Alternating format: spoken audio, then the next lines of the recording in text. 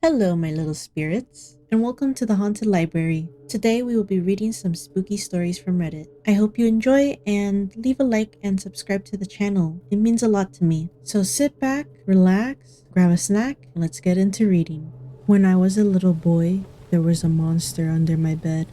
When I was a little kid, about 7 or 8 years old, me and my twin sister shared a bedroom. Our beds were directly across the room from each other, and we'd frequently chat all night. We'd gone out with our mom and older siblings and came home very late at night.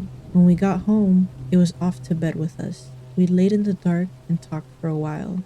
My sister seemed really strange, like frozen, unmoving, and not talking. I went and got in bed with her and asked what was wrong. She said that we had to be brave and run to mom's room because there was a monster looking at her from beneath my bed. I turned away from her and looked into the dark void that was beneath my bed, and I felt it too. There was a monster under the bed. I couldn't see it, but I could feel it watching us. I think we counted to 10 quietly and ran to my mom's room to tell her about the monster. As we stood in the mouth of our mother's doorway, crying and hyperventilating, a man ran by our mother's room, slammed the door, and escaped out the back door of the kitchen. A man had broken in while we were away and hidden under my bed. I don't think about this often, but sometimes I wonder what would have happened if my sister never sensed him. I came across an incredibly creepy family a while back. Around 2018-2019, I, 25 female at the time, was 18 or 19. I was living in Nebraska where I grew up. I lived in the largest city, but it was essentially surrounded by corn and wheat fields. The city was expanding, so rich folks started building huge houses with giant properties on the edge of town as things proceeded to grow. All of that being said, I had a good friend whose parents' house was one of those big ones right on the blurring line between the fields and the city. My friends and I were constantly hanging out at his place because it was fun. They had tons of property to ride on, a hot tub, a huge living room for us to watch sports and reality TV. And we could drink out there as long as we stayed at the house. It was tons of fun, even though I am scared of the dark. So I would just not go outside after a certain time. The nearest neighborhood was about a mile away. I always felt a weird energy driving to and from his place, but never had anything happened until one night. The drive out there was a long two-way road that had thick trees on both sides, and you passed one of the city's largest cemeteries on the way. Barely any lighting, of course, besides the street lamps every once in a while, and very little traffic. It's all inherently a bit creepy, and I'll admit to having sped through this section of the road many times to get through as quickly as possible.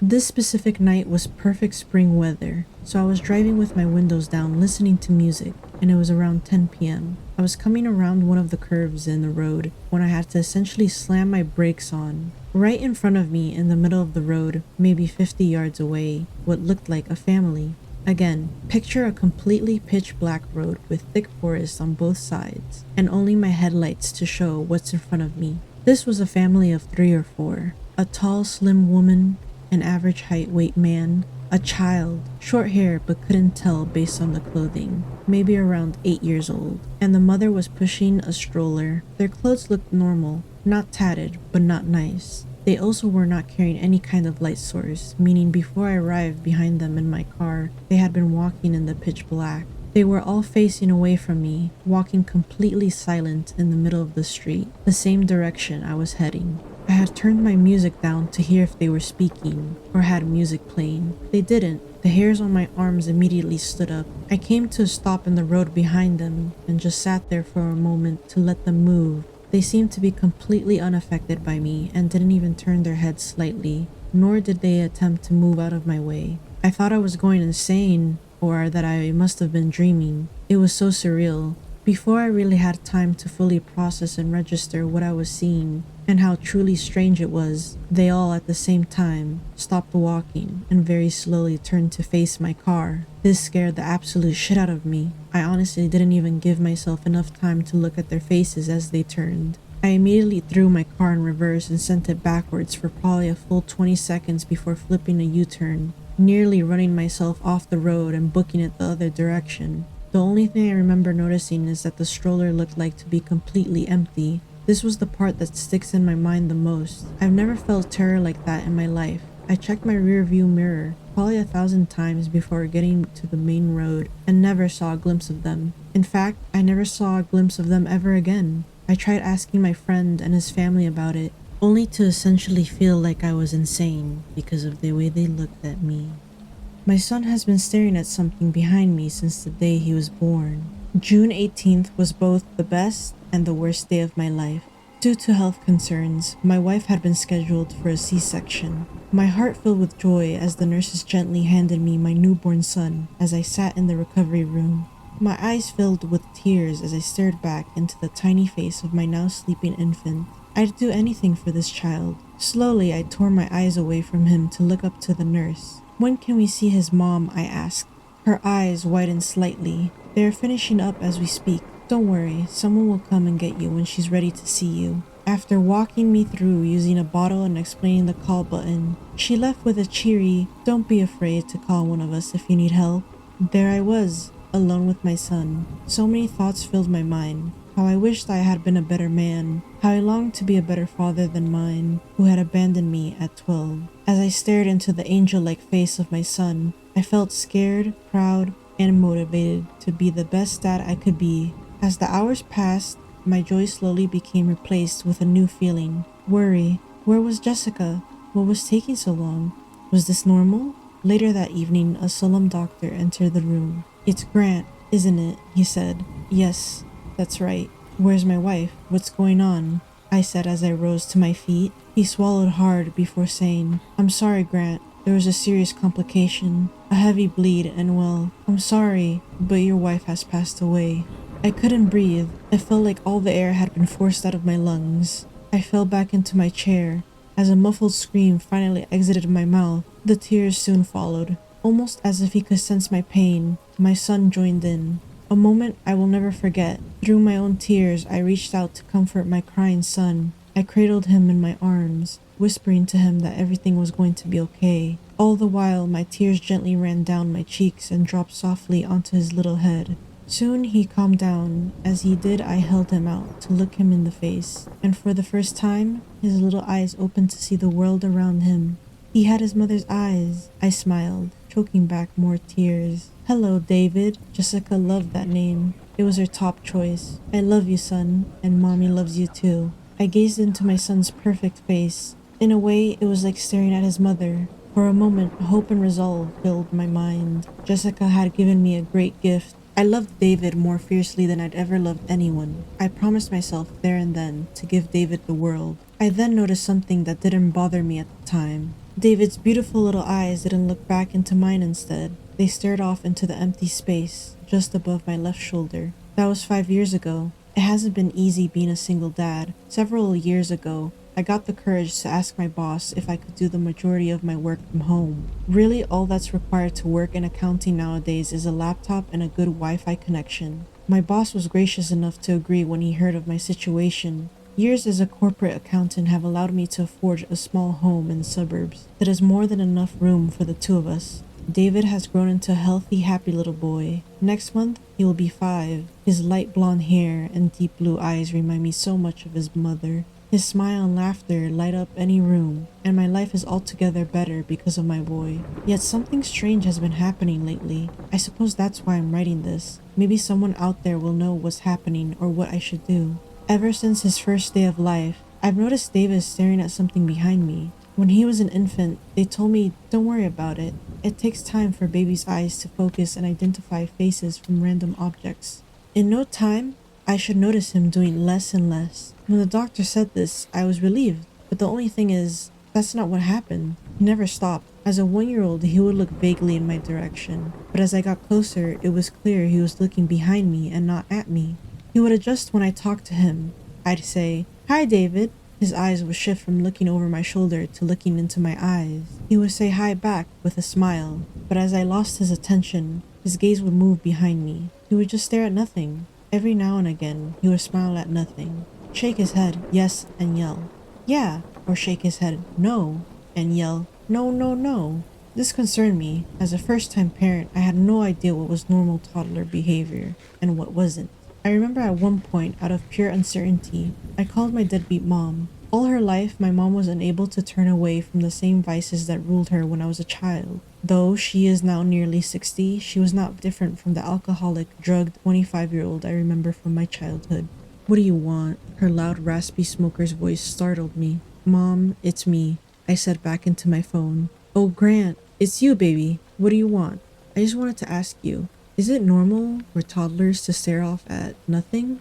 After a moment, she said, how should I know? What do you think I am? Some sort of child psychologist? I'm sure whatever is eating at you is fine. Kids are kids. Who knows why the hell they do what they do? Look, Grant, I really have to go. With that, she hung up the phone. Putting down the phone, I muttered to myself, thanks a lot, Mom.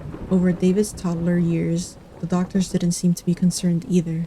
I often heard, oh, that's not really a concern. He's probably just a little shy. Some kids take longer developing socially. Not a big deal. Shortly after David's 4th birthday, I finally convinced myself that it was not a big deal. David was such a sweet and caring little boy. He wasn't antisocial, though it was difficult finding friends his age. Overall, he was a very smart kid for his age, so why should I be concerned? I needed to accept him for who he was, and not try to change him. I decided then not to be bothered by it anymore. The following months were good. Work was going smoothly. I was finally starting to make some friends in the neighborhood, and David would be starting kindergarten in fall. Life was finally starting to feel normal, up until last month, when suddenly in the middle of the night, I heard quiet whispering coming from David's room. Rubbing the sleep from my eyes, I slowly walked the short hallway from my room to David's. I cracked the door open as quietly as I could, just in case I had misheard him. I didn't want to wake him. His dark room was gently lit by a little night lamp, which cast strange shadows on the walls. My body tensed up slightly as I saw David. He sat on the floor, back to me and the door, as he stared into an empty corner of the room. He wasn't staring straight ahead into the corner.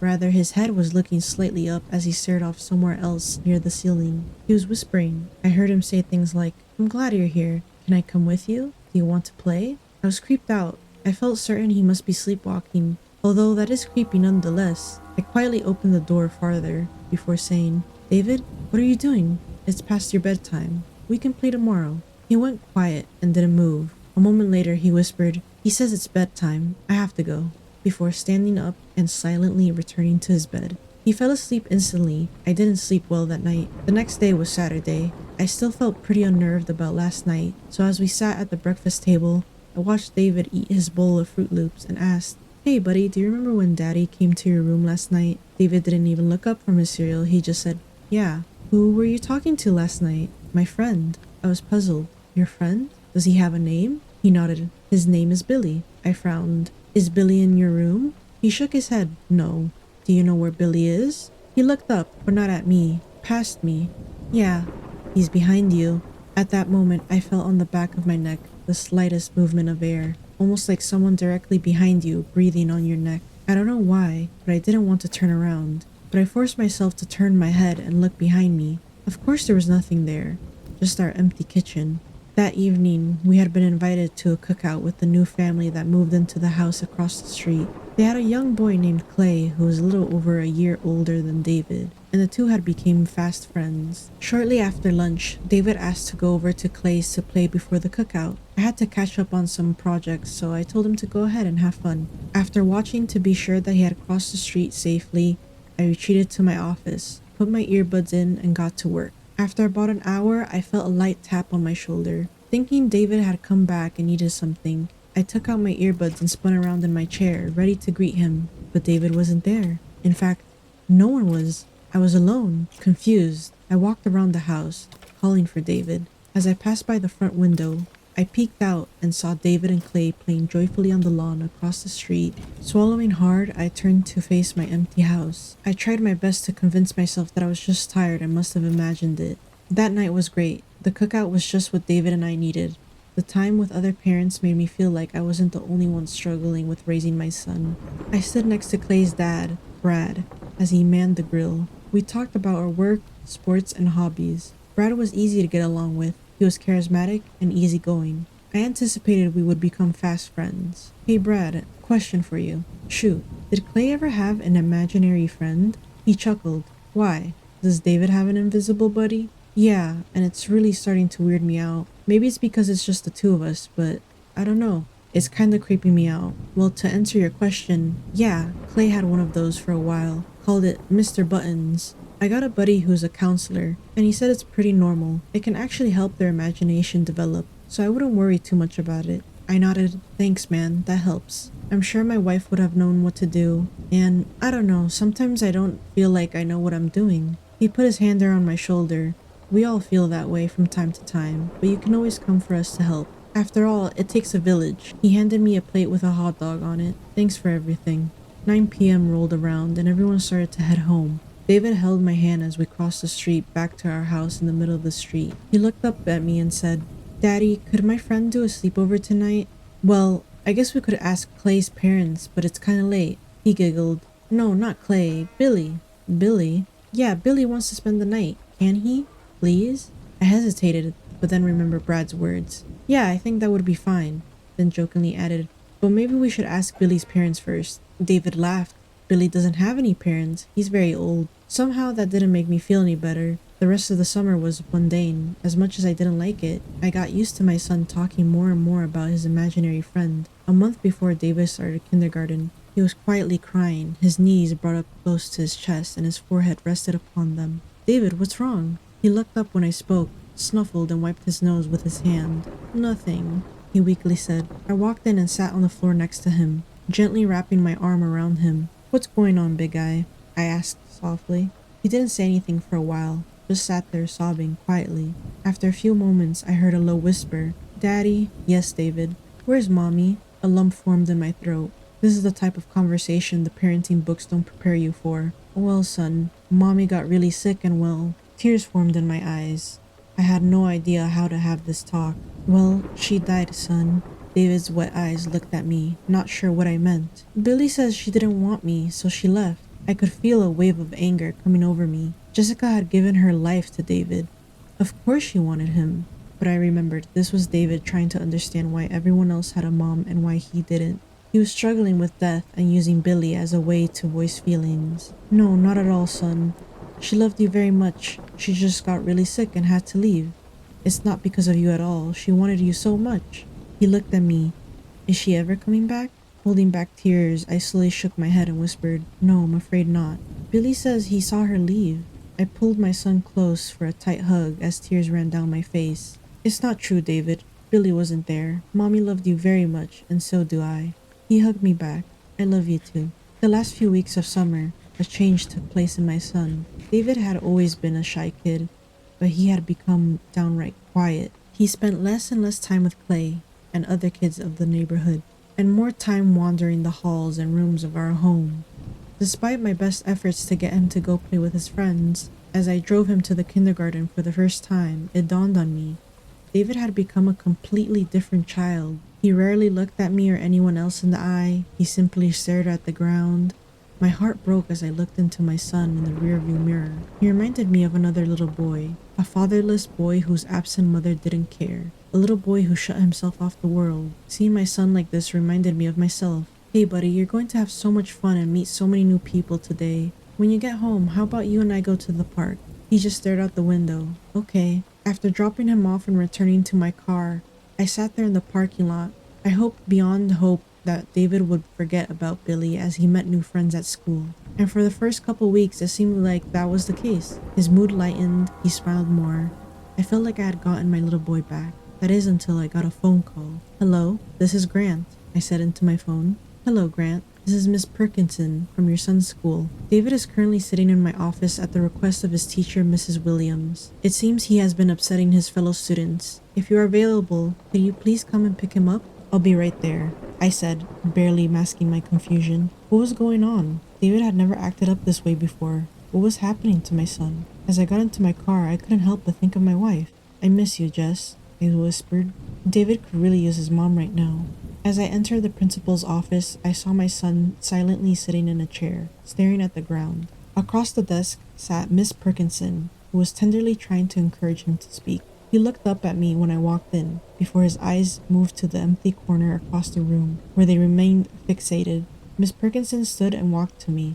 In a whisper, she said, Thank you for coming, Grant. David has been drawing some rather disturbing pictures. She handed me a folded piece of paper. He won't listen to his teacher. Normally, he's such a good boy, but this is very unusual. We're hoping some extra time with his dad will help. Thank you, Miss Perkinson. I'll take it from here. Turning to David, I said, Hey, buddy, we're going to spend the day together. How's that sound? He stood up, but his eyes didn't leave the corner until I reached for his hand. As we walked out to school, I unfolded the paper the teacher handed me. On the paper was a crude drawing of 3 stick figures. It looked like it was drawn in anger. The crayon strokes looked like they were pushed hard and aggressively. 2 of the figures stood together holding hands. One was a little boy with a wide smile on his face, and the other was an extremely tall figure, completely black. Further down the paper, the third figure, lying horizontally on the page. Its face was clearly sad. Red blots covered its body. I looked down at my son. David, did you draw this? He stared at the ground and shook his head. Billy did. I swallowed and asked, Is that you and Billy holding hands? He nodded. And the other one, is that me? He sniffled before nodding. As we reached the car, I got down on one knee to look him in the eye. David, could you look at me? Slowly his head looked up. I could see his eyes quiver as he struggled to hold back tears. My heart broke with compassion as I pulled him in for a hug. David, I love you so much. I don't tell you that enough and I'm sorry. You mean everything to me. I know Billy has been your friend, but right now it seems like that he's not being a good friend. You should know, though, I'll always be your friend. I love you, son. He finally rubbed his eyes. I love you. As we pulled into the driveway, I turned to David and said, How about you go change into your pajamas and we'll watch some movies together? Later we can get some pizza. How's that sound? At that, my son perked up with a smile. He responded, Okay. He went upstairs as I browsed the TV for a good movie. A moment later, a loud scream broke down the house. Adrenaline shot through my veins as I sprinted up the stairs. Bursting through the bedroom door, I shouted, David, are you okay? I saw him lying in the corner. His body shook with uncontrollable cries. I rushed to him, gently turned him over to see his face. The left side of his face was deeply bruised, and a thin stream of blood flowed from his lip. David, what happened? Through tears, he said, Billy's mad. What? I declared in disbelief. I told him I don't love him anymore, and now he's mad. My body shook with anger as I sprung to my feet. I turned and screamed to the empty room. Who's there? Get the hell out of my house. Leave us alone. In my rage, I kicked the ball that sat in the middle of David's room.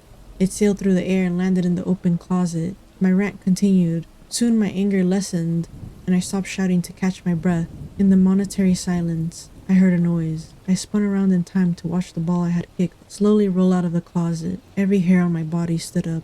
Without taking my eyes from the closet, I reached around for the baseball bat that lay under David's bed. My fingers found it, taking it, and viciously swung into the small closet. There was nothing there. The bat bounced off the wall in the back. I pushed aside the hanging clothes and found nothing. I turned back to see David. As I did, I felt impossibly strong fingers wrap around my neck. I gasped for air, but didn't find any. Panic began to fill my mind as a cruel, cracked whisper from behind. He belongs to me. The room erupted with deep gurgled laughter as I struggled for air. Then suddenly the fingers released, though the laughter remained. Air flooded into my lungs as I fell into my knees. I glanced behind me and saw nothing. Then I looked at my son, who cowered in the corner. His hands tightly covered his ears as he tried to drown out the laughter. In a moment, I reached him, carried in my arms, and dashed to the stairway. The laughter continued throughout the house. It wasn't until we got outside that it stopped. I'm writing this from a hotel room. David and I are leaving. I don't know where we're going, just not here. David looked at me and his face completely pale. What? He's here, he whimpered. A knot formed in my throat. He says he's going to kill you. He barely got the words out. I clenched my teeth and stared deep into my son's eyes. Where is he? He stares back at me, slightly glancing over my shoulder. Behind you.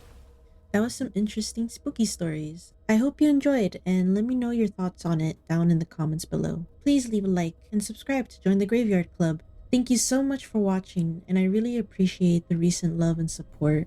Until next time, my spooky friends.